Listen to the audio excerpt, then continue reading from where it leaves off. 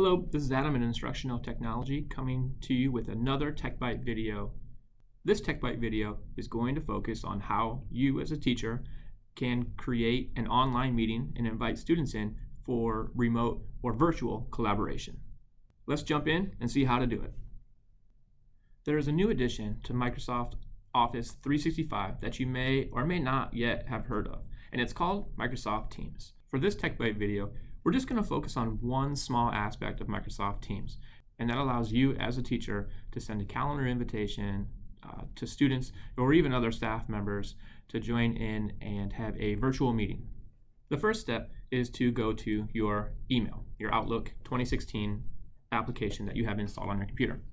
So here's mine, and we're going to go to the calendar button that's down here at the bottom of my screen. So I'll click on calendar, and here you can see a list of the different events I have on my calendar.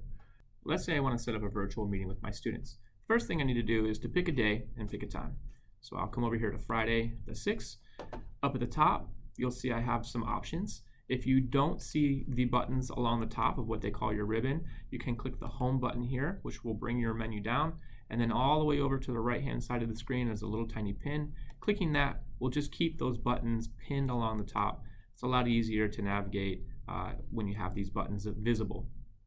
So here I am, I'm back on Friday the 6th. It's, let's say, 10 o'clock. This is when I want to have this virtual meeting with my students or with my peers. And along the top you see I have some options. The first one is a new Skype meeting. We do not have student licenses for Skypes. However, students will be able to join a Teams meeting using a web browser. It is suggested to use Google Chrome when joining a meeting so that you have full audio and video functionality. So to start the meeting off, I'm going to click on New Teams Meeting, which will open up a new calendar invitation. And I'll make this full screen so that you can see it.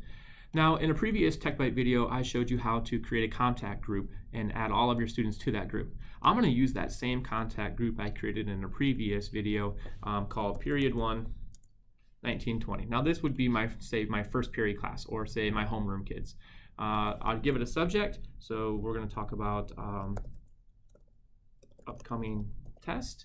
Here's the date, so it's Friday the 6th at 10 o'clock. It's going to go for just 30 minutes, but if I needed to, I can make that longer as needed. So we'll say, let's move this to an hour.